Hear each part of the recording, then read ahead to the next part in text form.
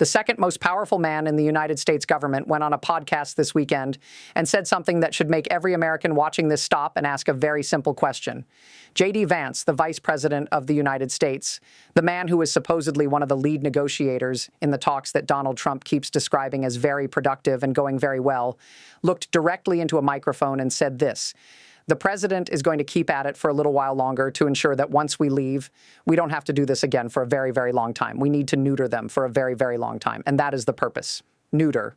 That is the word the Vice President of the United States used to describe the objective of this war on a public podcast, available to anyone in the world, including every Iranian military commander, every diplomat trying to negotiate in Islamabad, every oil trader watching for signs that this war might end, and every American family that has a son or daughter deployed to the Middle East right now. Neuter Iran for a very, very long time.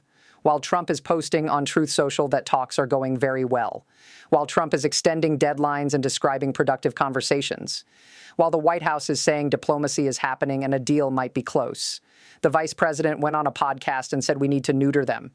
And the question that every person watching this needs answered is the same question that every analyst in Washington, every diplomat in Islamabad, and every Iranian military planner is asking right now. Which one of these men is telling you what this administration actually intends to do? Because you cannot neuter a country and negotiate a deal with it at the same time. Those are two different destinations, and they cannot both be the plan. Let us start with exactly what Vance said, because the full quote is significantly more revealing than the single word neuter that has dominated the coverage. He was on the Benny Show podcast and was asked about rising gas prices. He acknowledged that the vast majority of military projects have been accomplished in Iran and said one could even argue the objectives have actually been met already. Then he said the president is going to keep at it for a little while longer to ensure that once we leave, we don't have to do this again for a very, very long time. And then the sentence that explains everything about why the contradiction with Trump's diplomatic track is so significant. This country is threatening us in all these ways. They are still trying to build a nuclear weapon. We need to neuter them for a very, very long time, and that is the purpose. He then acknowledged the gas prices, but called them a very temporary reaction to what is going to ultimately be a short-term conflict. And he said, we are not interested in being in Iran a year down the road or 2 years down the road. We are taking care of business. We are going to be out of there soon, and gas prices are going to come back down. Now read all of that together, and what you have is a vice president describing a war that has accomplished most of its objectives, that will continue for a little while longer, with the specific goal of permanently neutering Iran's military and nuclear capacity, after which the U.S. will leave and gas prices will fall. That is not a negotiating framework. That is a victory announcement with a timeline attached. You do not neuter a country and then negotiate with it. You neuter it and then leave. Vance is describing a military endgame, not a diplomatic one. And Trump is describing a diplomatic process. Both men are the public face of the same administration. Both cannot be right.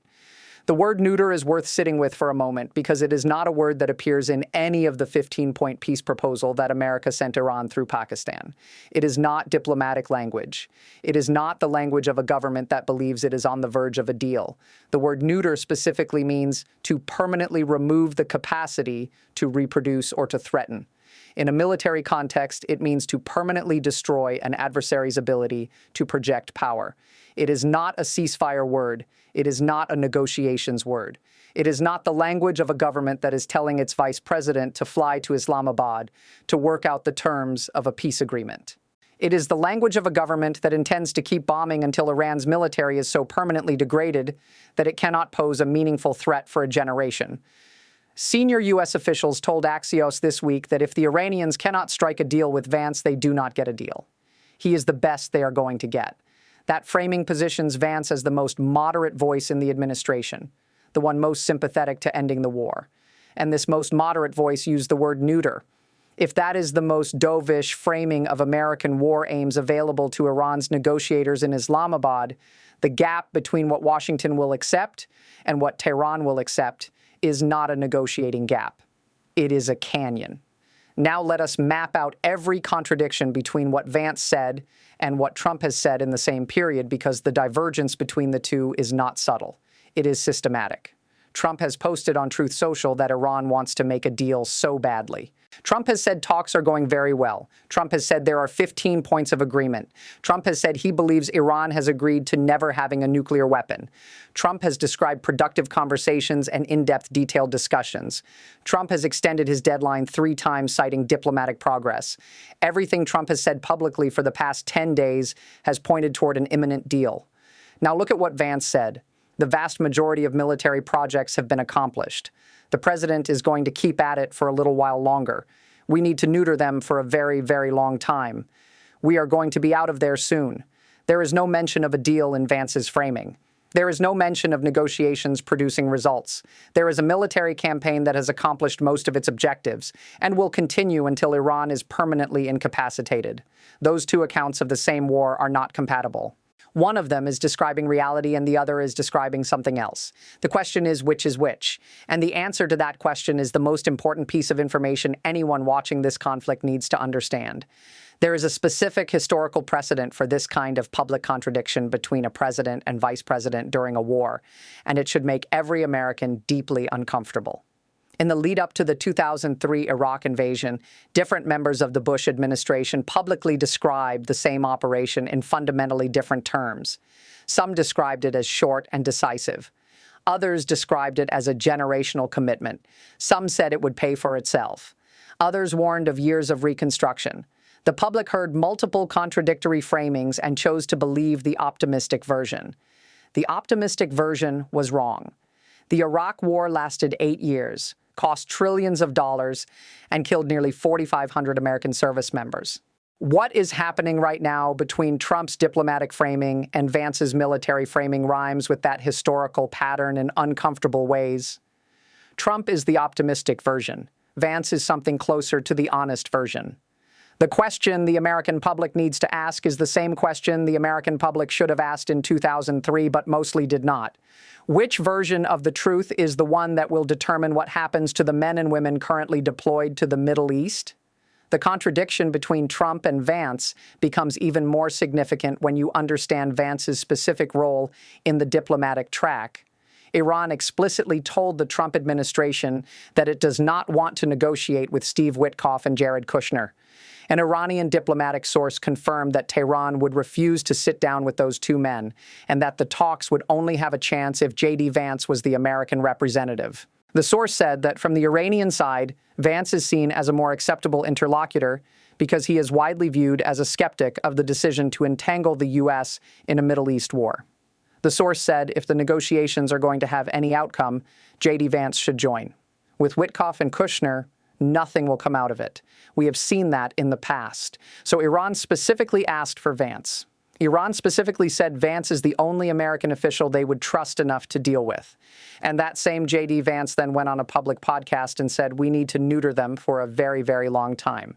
If Iran's diplomatic team was listening to that podcast, and they almost certainly were, the man they identified as their best hope for a negotiated resolution just told the world on a public platform that the purpose of this war is to permanently disable the Islamic Republic. The man Iran trusted most just publicly described the war aims that make any deal Iran would accept impossible to reach.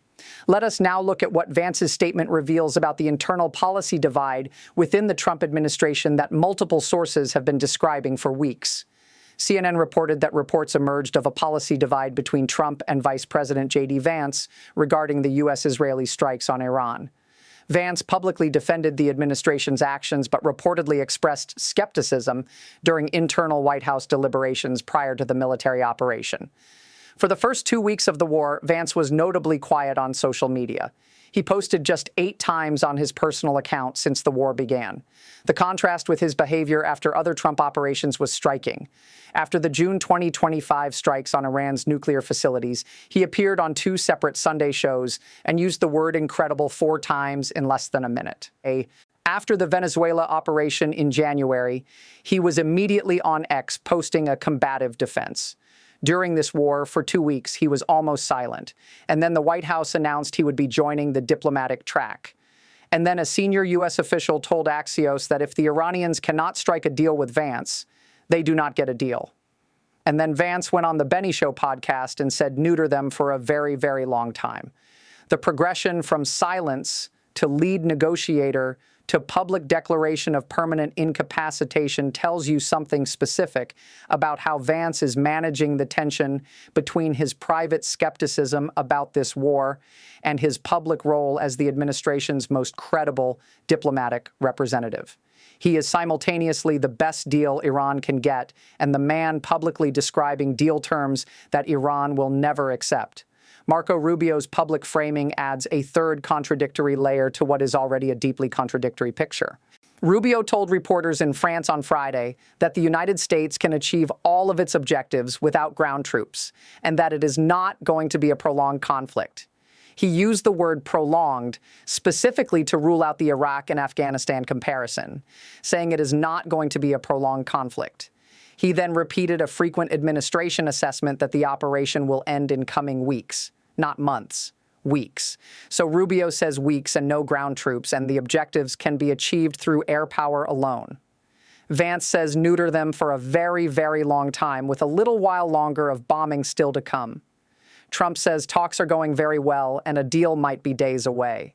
The Pentagon is preparing ground operations involving special operations raids and conventional infantry troops that officials say could take weeks to months.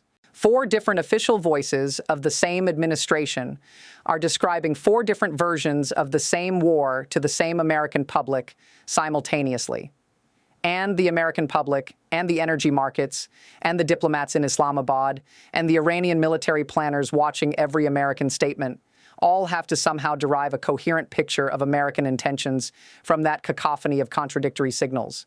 Iran is deriving its own picture from those contradictory signals, and the picture it is drawing is not the optimistic one. Iranian Parliament Speaker Ghalibaf said on Sunday that the enemy openly sends messages of negotiation and dialogue while secretly planning a ground attack. He is describing the exact same contradiction that Vance's neuter statement illustrates from the other side. Iran is hearing Trump's talk of deals and productive conversations. And simultaneously, Iran is watching the Pentagon deploy the largest American military force in the Middle East in over 20 years. It is watching Marine Expeditionary Units specialized in amphibious landings arrive in the Persian Gulf. It is watching 82nd Airborne paratroopers deploy. It is watching the Washington Post report that ground operations have been war-gamed and plans are ready. And it is hearing the Vice President of the United States say publicly that the purpose of the war is to neuter Iran for a very, very long time. Ghalibaf is not making a rhetorical point about American hypocrisy. He is describing the strategic environment as Tehran actually perceives it. The enemy says deal and means neuter. That is the operating assumption Iran's military planning is built around right now. And that assumption shapes every decision Iran makes about how to respond to the Islamabad summit, about whether to extend the Hormuz concession of 20 Pakistani ships, about whether to escalate or pull back. If Iran believes the diplomacy is a cover for a ground invasion, it has every incentive to strike as hard as possible now before American troops arrive. The gas price dimension of Vance's statement is the one most directly relevant to ordinary American households, and it reveals a critical dishonesty that nobody in the mainstream coverage has called out directly. Vance acknowledged the rising gas prices and called them a very temporary reaction to what is going to ultimately be a short-term conflict. Gas prices are at their highest since October 2022. They have risen nearly $1 a gallon since February 28th. Goldman Sachs says elevated prices could persist through 2027, even after the war ends. The IEA has called this the worst energy and food security crisis in history. And Vance is telling an American podcast audience that it is a very temporary reaction. He then said gas prices are going to come back down. That is the same line Trump has been saying since the first week of the war. Very soon. Pretty soon. Before long. Temporary.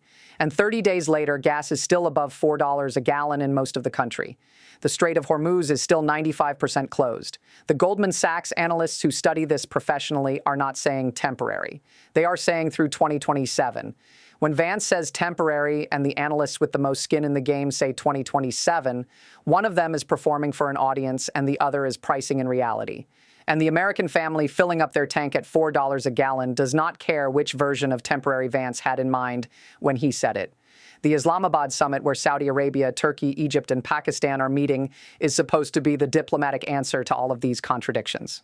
But the summit is happening against a backdrop where the American vice president has just publicly declared the war aim is neutering Iran permanently. The Pentagon has plans for ground operations that have been war-gamed for weeks.